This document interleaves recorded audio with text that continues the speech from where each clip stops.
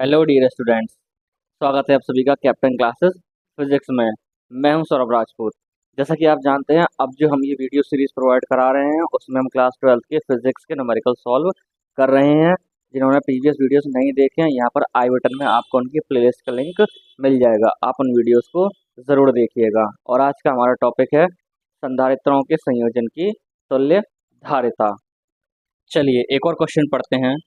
तो क्वेश्चन है हमारे पास, चित्र में ए व बी बिंदुओं के बीच तुल्य धारिता 2 माइक्रोफैरड हो तो संधारित्र सी की धारिता ज्ञात कीजिए। ठीक है, चलिए देखिए, इस एक हमें इस तरीके का एक संयोजन दिया हुआ है संधारित्रों का। बिंदु ए और बी के बीच में कुल धारिता हमें 2 माइक्रोफैरड दी हुई है। ठीक है, हाँ जी, बिंदुओं ए और बी के बीच की कुल धारिता सी नेट का मान हमें कितना दिया हुआ है, 2 माइक्रोफैरड दिया हुआ है। तो हमसे पूछा है इस संधारित्र सी की धारिता क्या होगी। ठीक है, चलिए आया क्वेश्चन समझ में। चलिए अब इसको सॉल्व करते हैं। देखिए यहाँ भी आपको क्या करना है, यहाँ भी आपको श्रेणी और समांतर क्रम पहचानना है। ठीक है, चलिए नंबरिंग शुरू किए देते हैं। चलिए इसको C1 मान लेते हैं, इसको C2 मान लेते हैं, इसको हम C3 मान लेते हैं, इसको C4 मान लेते हैं, इसको C5 मान लेते हैं, इसको C6 मान लेते हैं, और ये C इसको चलिए C रहने देते हैं। ठीक है, चलिए अब देखिए इस C1 और C2 को गौर से देखिए। देखिए ये दोनों किस क्रम में होने वाले हैं, हमारे पास श्रेणी क्रम में होने वाले हैं। ठीक है, इसी तरीके से आप इन C4 और C5 को देखिए, ये दोनों समांतर क्रम में होने वाले हैं। ठीक है, इसी तरीके से आपको श्रेणी समांतर क्रम पहचानते जाना है और अपने जो संयोजन है उसको छोटा करता जाना है। ठीक है, चलिए पहले यहीं से शुरू किए देते हैं, C1 और C2 से शुरू किए लेते हैं। हाँ जी, चलिए चूंकि C1 व C2 श्रेणी क्रम में हैं, चलिए C डैश मान लेते हैं इसको। तो कैसे करते हैं श्रेणी क्रम में, ऊपर दोनों की गुणा कर दीजिए, नीचे दोनों को जोड़ दीजिए। ठीक है, चलिए मान लगा लेते हैं। देखिए C1 कितना है हमारे पास, C1 भी 2 है और हमारा C2 भी कितना है, 2 है। हाँ जी, तो कितना हो जाएगा, 2 इंटू 2 और 2 प्लस 2 कितना हो जाएगा, 4/4। इससे कैंसिल हो जाएगा एक बार। तो C डैश का मान कितना आ गया यहाँ से हमारे पास, 1 माइक्रोफैरड। ठीक है, यानी इन दोनों से जो संधारित्र आया वो कितना आया, 1 माइक्रोफैरड का आया। ठीक है, चलिए यहीं पे प्रदर्शित किए देते हैं। तो इन दोनों से जो हमारे पास एक संधारित्र आया जिसको हमने C डैश नाम दिया, कुछ इस तरीके से आया। ठीक है, अब देखिए C डैश और C3 ये दोनों किस क्रम में हो जाएंगे, देखिए बड़ी ध्यान से देख सकते हैं आप किस तरह समांतर क्रम में हो जाएंगे। ठीक है, बड़ी आसानी से देख सकते हैं, C डैश व C3 समांतर क्रम में है। C डैश व C3 समांतर क्रम में है। हाँ जी, क्या बोल दीजिए, इसको C डबल डैश मान लेते हैं। हाँ जी, डायरेक्ट जोड़ दीजिए, समांतर क्रम में डायरेक्ट जोड़ देते हैं हम। हाँ जी, तो C डैश कितना आया था हमारे पास, 1 आया था, और C3 हमारे पास कितना, देखिए 1 है। तो कितना हो जाएगा, C डबल डैश 2 माइक्रोफैरड। ठीक है, तो C डबल डैश कितना आ गया हमारे पास, 2 माइक्रोफैरड का आ गया। यानी इन दोनों से हमारे पास एक संधारित्र आ गया। ठीक है, चलिए जिसको हम यहीं प्रदर्शित किए दे रहे हैं, ये क्या हो गया हमारे पास, C डबल डैश बन गया। ठीक है, चलिए इसी तरीके से देखिए ये C4 और ये C5 ये किस क्रम में है, समांतर क्रम में है। ठीक है, चलिए यहाँ पे सॉल्व कर लेते हैं। C4 व C5 समांतर क्रम में हैं। हाँ जी, समांतर क्रम में तो क्या कर दी, डायरेक्ट जोड़ दीजिए, उसको हम C ट्रिपल डैश मान लेते हैं। ठीक है, हाँ जी, डायरेक्ट जोड़ दीजिए, C4 प्लस C5। हाँ जी, ये C4 भी 2 माइक्रोफैरड का है और C5 भी 2 माइक्रोफैरड का है। तो C ट्रिपल डैश कितना आ गया हमारे पास यहाँ से, ये 4 माइक्रोफैरड। ठीक है, यानी इन दोनों से जो आया वो कितने का आया, 4 माइक्रोफैरड का आया। ठीक है, और इसको मैंने क्या मान दिया, क्या नाम दिया, C ट्रिपल डैश नाम दिया। ठीक है, चलिए यहाँ बना लेते हैं इसको हम। इन दोनों से जो आया वो हमारा C ट्रिपल डैश आया, जो कि हमने यहाँ पर इस तरीके से प्रदर्शित कर दिया। ठीक है, हाँ जी, अब देखिए, अब बड़ी ध्यान से आप देख सकते हैं कि C6 और C ट्रिपल डैश ये दोनों किस क्रम में हो जाएंगे, श्रेणी क्रम में होने वाले हैं। ठीक है, C6 और C ट्रिपल डैश किस क्रम में होने वाले हैं? श्रेणी क्रम में होने वाले हैं। ठीक है, चलिए इसके बाद यहाँ पे देख लेते हैं हम। चलिए एक लाइन खींच लेते हैं यहाँ पे हम। हाँ जी, तो C6, ठीक है, C6 व C ट्रिपल डैश किस क्रम में है? श्रेणी क्रम में है। चलिए श्रेणी क्रम में है तो क्या कह दिए इसको? चलिए इसको क्या मान लें? C4 dash. चलिए कोई बात नहीं, 1 2 3 4, ठीक है। हाँ जी, श्रेणी क्रम के लिए क्या करते हैं? ऊपर दोनों का गुणा कर दीजिए और नीचे दोनों को जोड़ दीजिए। हाँ जी, C6 कितना है हमारे पास? 4। C ट्रिपल डैश भी कितना आया था हमारे पास? 4। ठीक, अपॉन में कितना हो जाएगा? 4 + 4, तो ऊपर कितना हो जाएगा हमारे पास? 16 और नीचे कितना हो जाएगा? 8। 8 से काट दीजिए, 8 दूनी 16 यानी C4 डैश कितना आ गया हमारे पास? 2 माइक्रो फैरड का। ठीक है, यानी इन दोनों से जो एक संधारित्र आएगा वो क्या आएगा हमारे पास? C ट्रिपल डैश यानी C4 डैश आया, जो कि हमारे पास किस क्रम में हो गया? जो कि इस तरीके से आया। ठीक है, C1 2 3 4 कुछ इस तरीके से आया हमारा। ठीक है, अब देखिए यहाँ बड़ा ध्यान से समझिए। देखिए ये जो संधारित्र है C4 डैश और ये C डबल डैश, ये देखिए ये दोनों किस क्रम में है? यहाँ पर ये दोनों समांतर क्रम में है। ठीक है, देखिए आप चाहें तो क्या कर सकते हैं? इसको यहाँ से हटा के कुछ इस तरीके से यहाँ पर इसको जोड़ सकते हैं आप। ठीक है, एक ही बात होगी। ठीक है, हमने क्या किया? यहाँ से हटाया इसको और हमने यहाँ पर रख दिया। ठीक है, तो आप बड़ी गौर से यहाँ बड़ी आसानी से आप समझ सकते हैं कि ये देखिए किस क्रम में बन गए हमारे पास? ये दोनों समांतर क्रम में बन गए। ठीक है, चलिए इसको थोड़ा सा और ऊपर बना देते हैं तो आपको और अच्छा समझ में आएगा। कुछ इस तरीके से बना दिया हमने। ठीक है, अब देख सकते हैं आप ये दोनों किस क्रम में हो गए हमारे पास? समांतर क्रम में हो गए। ठीक है, तो चलिए यहाँ पे लिख देते हैं C डैश व C1 2 3 4 डैश किस क्रम में है? समांतर क्रम में है। समांतर क्रम में है। हाँ जी, समांतर क्रम में है तो उसको हम क्या मान लेते हैं? C5 dash. बस हो गया हमारा सवाल, थोड़ा सा और 1 2 3 4 5। ठीक है, क्या कर दीजिए? डायरेक्ट जोड़ दीजिए C double dash plus C1 2 3 4। ठीक है, चलिए मान लगा दीजिए। यहाँ पर कितना आ गया हमारे पास? C डबल डैश कितना था हमारे पास? देखिए ये रहा 2 माइक्रोफैरड का। ठीक है, और दूसरा क्या है हमारे पास? C4 डैश, वो कितना है हमारे पास? वो भी 2 माइक्रोफैरड का है। ठीक है, ये भी 2 का, ये भी 2 का। हाँ जी, तो 1 2 3 4 5। C5 डैश कितना आ गया हमारे पास? 4 माइक्रो फैरड आ गया। ठीक है, यानी इन दोनों से जो एक संधारित्र आया वो कितना आ गया हमारे पास? 4 माइक्रो फैरड का। ठीक है, चलिए तो उसको हम कहाँ प्रदर्शित किए देते हैं? चलिए यहीं प्रदर्शित किए देते हैं इस तरीके से हम। चलिए ये थोड़ा हो सकता है यहाँ पे ये ब्लैक ब्लैक बहुत ज़्यादा हो गया हो, इसको थोड़ा साफ किए लेते हैं अच्छे से।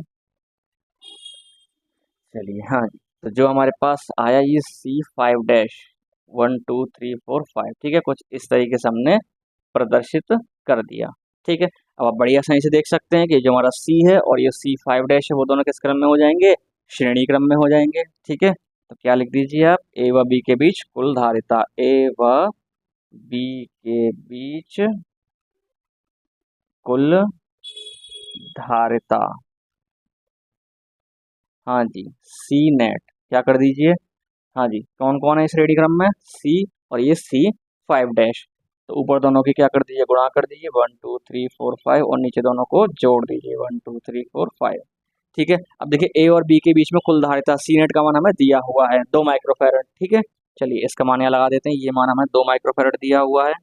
C का मान हमें ज्ञात करना है C5 डैश। ठीक है, देखिए C5 डैश ये रहा हमारे पास 4 upon C plus C5 dash कितना हो गया हमारे पास? ये 4। ठीक है, चलिए ये 2 यहाँ इसके नीचे 1 मानिए, इसको क्रॉस मल्टीप्लाई कर दीजिए। ठीक है, क्या कर दीजिए? Cross multiply. तो यहाँ क्या हो जाएगा? ये 2C प्लस 4 और यहाँ से कितना रहा हमारे पास? ये 4C। गुणा कर दीजिए, अंदर कितना हो जाएगा हमारे पास? ये 2C प्लस 8, 2 से गुणा कर दिया 2C प्लस 8 और यहाँ से कितना हो गया हमारे पास? ये 4C। इस 2C को उधर भेज दीजिए। हाँ जी, 4C माइनस 2C, 2C उधर जाएगा कैसा हो जाएगा? माइनस का हो जाएगा। ठीक है, चलिए इसके बाद देखिए यहाँ पे देख लेते हैं। हाँ जी, तो 8 बराबर, हाँ जी कितना बचेगा हमारे पास? 4C में से 2C गया तो कितना बचा हमारे पास? 2C। ठीक है, 2 कहाँ? 2 से काट दीजिए इसको, 2 से 4 बार कट गया। ठीक है, तो C का मान कितना आ जाएगा हमारे पास? 4 माइक्रो फैरड। ठीक है, यानी हमारे पास इस C की जो धारिता है वो कितनी होने वाली है? 4 माइक्रो फैरड। ठीक है, तो इस तरीके से हमारा ये क्वेश्चन कंप्लीट हुआ एक अच्छा सवाल। चलिए पढ़ते हैं एक क्वेश्चन।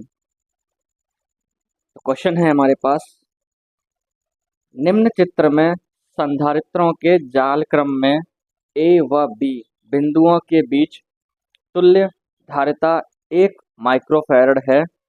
संधारित्र सी की धारिता ज्ञात कीजिए।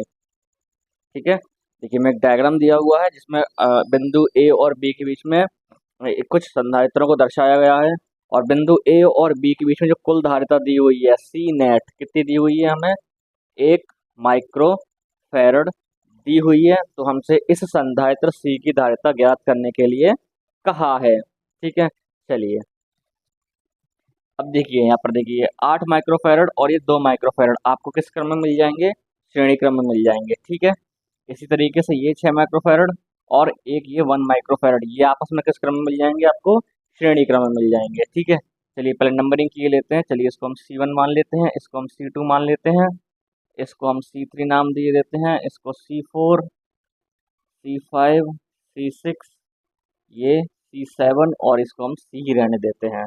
ठीक है, हाँ जी देखिए तो C1 और C2 हमारे श्रेणी क्रम में हैं। ठीक है, कह लीजिए क्योंकि C1 व C2 श्रेणी क्रम में हैं। हाँ जी, तो C डैश बोल लेते हैं। कैसे निकालते हैं श्रेणी क्रम में, दोनों के ऊपर गुणा कर दीजिए और नीचे दोनों को जोड़ दीजिए। हाँ जी, C1 हमारे पास 8 है, C2 2 है, अपॉन 8 + 2। हाँ जी, कितना हो जाएगा हमारे पास, ऊपर 8 दूनी 16 और नीचे हो जाएगा हमारे पास 8 और 2 10। ठीक है, भाग देना चाहे भाग दे दीजिए। तो C डैश का मान कितना हो गया हमारे पास यहाँ से 1.6 माइक्रोफैरड। ठीक है, इन दोनों संधारित्रों से जो एक संधारित्र आया हमारे पास उसकी धारिता कितनी आई हमारे पास 1.6 माइक्रोफैरड। ठीक है, चलिए उसको हम कहाँ प्रदर्शित किए देते हैं, इन्हीं दोनों के बीच में प्रदर्शित किए देते हैं। ठीक है, चलिए यहाँ बनाए देते हैं हमारे पास जो हमारा ये संधारित्र C डैश आया है। ठीक है, चलिए अब आप बड़ी आसानी से देख सकते हैं ये जो C डैश और ये C3 है ये दोनों हमारे किस क्रम में हो जाएंगे, समांतर क्रम में हो जाएंगे। ठीक है, चलिए तो यहाँ लिख लेते हैं C डैश व C3 समांतर क्रम में हैं। हाँ जी, चलिए इसको C डबल डैश मान लेते हैं। समांतर क्रम में कैसे निकालते हैं, डायरेक्ट जोड़ के C dash plus C3। C dash का मान देखिए हमारे पास है 1.6 और C3 हमारे पास कितना दिया हुआ है 12। ठीक है, तो 12 में क्या करना है आपको 1.6 जोड़ना है, तो 12 को आप 12.0 लिख सकते हैं और हमारे पास ये 1.6 है ही। हाँ जी, 6 में जोड़ी 0 जोड़िए 6 हो जाएगा, 2 और 1 3, कितना हो गया हमारे पास ये 13.6। तो C डबल डैश कितना आ गया हमारे पास 13.6 माइक्रोफैरड। ठीक है, ये हमारे पास C डबल डैश का मान आ गया। यानी इन दोनों से हमारे पास जो संधारित्र आया उसकी धारिता कितनी आई 13.6 माइक्रोफैरड। ठीक है, चलिए और उसको हम यहीं पर प्रदर्शित किए देते हैं। जो आया हमारे पास ये क्या बन गया, इसकी धारिता क्या बन गई अब C डबल डैश। इसकी धारिता हमारे पास कितनी आ गई C डबल डैश। ठीक है, चलिए हाँ जी जरा यहाँ पे इसको हटा देते हैं अब। चलिए अब बात करते हैं इधर। अब देखिए ये C4 और C5 है ये भी आपस में किस क्रम में है, श्रेणी क्रम में है। ठीक है, चलिए सॉल्व करते हैं इसको। तो चूंकि C4 व C5 श्रेणी क्रम में हैं। हाँ जी, तो इससे C ट्रिपल डैश मान लेते हैं हम। क्या कर दीजिए, ऊपर दोनों की गुणा कर दीजिए और नीचे दोनों को जोड़ दीजिए C4 + C5। चलिए मान लगा देते हैं यहाँ पे। C4 हमारे पास कितना है 6 और C5 कितना है हमारे पास 1 अपॉन 6 + 1, तो कितना हो जाएगा हमारे पास ये 6/7 माइक्रोफैरड। ठीक है, C ट्रिपल डैश कितना आ गया हमारे पास 6/7। यानी इन दोनों से हमारे पास एक संधारित्र आया जिसकी जो धारिता है वो कितनी है 6/7। इस तरीके से हमने इसको प्रदर्शित कर दिया। ठीक है, अब देखिए ये C ट्रिपल डैश है और ये C6 है, ये दोनों किस क्रम में होने वाले हैं, समांतर क्रम में होने वाले हैं। ठीक है, आप चाहे तो देखिए क्या कर सकते हैं, इसको यहाँ से हटा दीजिए और इसको यहाँ पे इस तरीके से जोड़ दीजिए। तो आपको देखिए बड़ी आसानी से दिखाई दे रहा होगा कि ये सी ट्रिपल डैश और सी सिक्स समांतर क्रम में हो गए हमारे पास। ठीक है, चलिए लिख लेते हैं। चलिए यहीं से लिख लेते हैं। हाँ जी, सी ट्रिपल डैश व सी सिक्स समांतर क्रम में है। हाँ जी, समांतर क्रम में है। अब समांतर क्रम में तो क्या कर दिए, डायरेक्ट उनको जोड़ दीजिए। तो 1 2 3 4 डैश मान लेते हैं हम। तो C triple dash plus C six. ठीक है। हाँ जी, सी ट्रिपल डैश हमारे पास है 6/7 और सी सिक्स का मान कितना दिया हुआ है हमें 4, इसके नीचे 1 मान लीजिए। ठीक है, एलसीएम ले लेते हैं। एलसीएम कितना आ गया हमारे पास 7, इस 1 का मल्टीप्लाई 6 में कीजिए और 7 का मल्टीप्लाई 4 में कीजिए।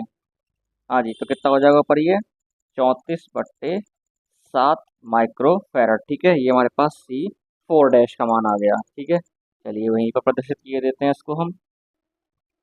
ये हमारे पास बन गया C4 डैश 1 2 3 4। ये हमारा C4 डैश आ गया।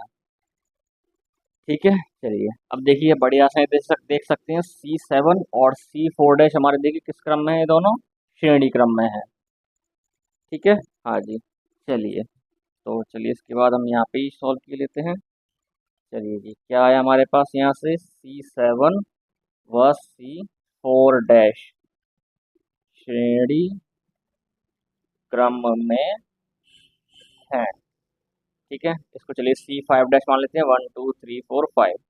क्या कीजिए, ऊपर दोनों की गुणा कर दीजिए, श्रेणी क्रम में है तो 1 2 3 4। ठीक है, ऊपर दोनों गुणा कर दीजिए और नीचे दोनों को जोड़ दीजिए। हाँ जी, मान लगा दीजिए C7 हमारे पास 1 है और C4 डैश, ठीक है, C4 डैश हमारे पास ये आया एक भारी भरकम मान। ठीक है, 34/7। ठीक है। हाँ जी, ये हमारे पास आया 34/7। इसी तरीके से नीचे कितना हमारे पास 1 प्लस 34/7। देखिए नीचे 1 मान लीजिए। ठीक है, एलसीएम कितना हो जाएगा हमारे पास, देखिए तो ऊपर संख्या श्री हमारे पास 34/7। हाँ जी, अपॉन में एलसीएम कितना आ जाएगा हमारे पास 7। ठीक है, 7 से मल्टीप्लाई इधर कीजिए कितना हो जाएगा हमारे पास ये 7 और 1 से मल्टीप्लाई इधर कीजिए कितना हो जाएगा हमारे पास ये 34। तो कितना हो जाएगा हमारे पास ये 34 और 7 11। ठीक है। हाँ जी, तो कितना हो जाएगा हमारे पास, और यहाँ 34 और 7 कितना हो जाएगा हमारे पास 41। ठीक है। ठीक है, 7 4 11। ठीक है, 3 और 1 4, कितना हो गया हमारे पास ये 41। हाँ जी, 41/7। देखिए 7 से 7 कैंसिल हो गया, यानी हमारे पास C5 डैश 1 2 3 4 5। C5 डैश का मान जो आया वो कितना आया हमारे पास 34/41 माइक्रो फैरड। ठीक है, इन दोनों से हमारे पास एक संधारित्र आ गया जिसकी धारिता कितनी आई है हमारे पास, कुछ खतरनाक सी आई है। ठीक है, कितना है 34/41 माइक्रो फैरड। ठीक है, चलिए इसको हम यहाँ प्रदर्शित किए देते हैं। C1 2 3 4 5 dash. ठीक है, चलिए ठीक है, अब आप बड़ी आसानी से देख सकते हैं हमारे पास ये सी डबल डैश है और ये C5 डैश है। ये दोनों किस क्रम में होने वाले हैं, ये दोनों समांतर क्रम में होने वाले हैं। ठीक है, दोनों ही समांतर क्रम में होने वाले हैं। देखिए आप इसको चाहें तो कुछ इस तरीके से प्रदर्शित कर सकते हैं। ठीक है, इसको आप यहाँ पे दिखा सकते हैं इस तरीके से, और आप इसको यहाँ से हटा के क्या कर सकते हैं, यहाँ पे इस तरीके से जोड़ सकते हैं 1 2 3 4 5। ठीक है, तो आपको दिख रहा होगा बड़ी आसानी से ये किस क्रम में दिख जाएंगे आपको, समांतर क्रम में। ठीक है, तो क्या लिखेंगे यहाँ पे आप C dash C double dash व C1 2 3 4 5 किस क्रम में है, समांतर क्रम में है। हाँ जी, समांतर क्रम में है तो उसको क्या नाम दिए देते हैं, चलिए हम C6 डैश 1 2 3 4 5 6। ठीक है। हाँ जी, समांतर क्रम में डायरेक्ट जोड़ दीजिए C double dash plus C5 dash 1 2 3 4 5।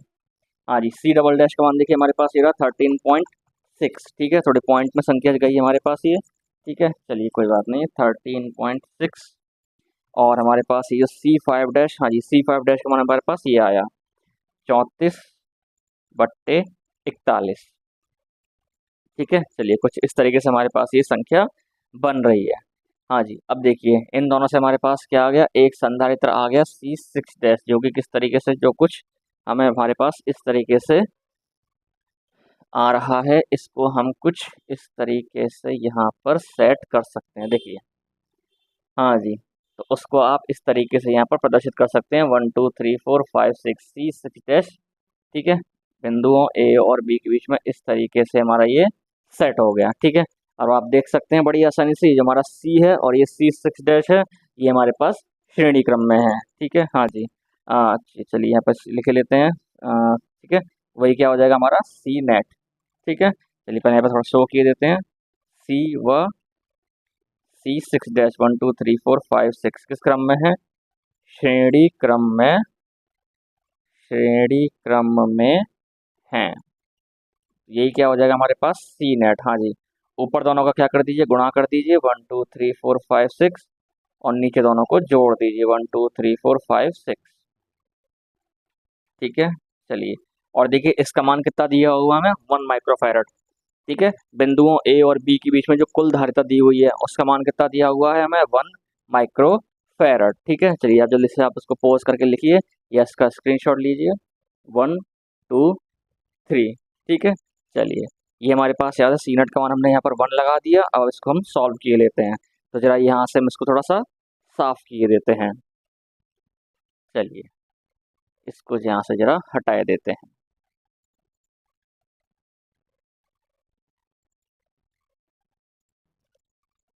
हाँ जी, तो क्या हो जाएगा, देखिए इसके नीचे 1 मानिए, क्रॉस मल्टीप्लाई कीजिए, तो क्या हो जाएगा यहाँ से हमारे पास C इंटू सी 1 2 3 4 5 6 डैश, और बराबर में क्या बन जाएगा हमारे पास यहाँ से C प्लस 1 2 3 4 5 6 डैश। ठीक है, हाँ जी, मान लगा दीजिए। देखिए C का मान तो हमें ज्ञात करना ही, तो उसको हम ऐसे रहने देते हैं, और C6 डैश का मान हमारे पास है कुछ ये रहा हमारे पास।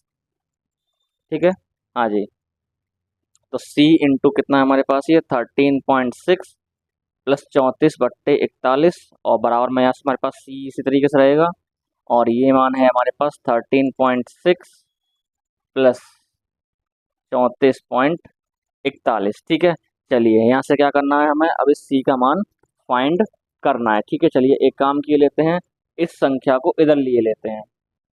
ठीक है, चलिए, या फिर एक काम किए लेते हैं, इस C को इधर ले लेते हैं, और एक C हम कॉमन निकालेंगे। ठीक है, चलिए इस C को इधर ले लेते हैं। ठीक है, आसान हो जाएगा थोड़ा, हमारा जो सवाल है थोड़ा आसान हो जाएगा। इस C को इधर ले आइए, तो C इंटू 13.6 प्लस 34/41।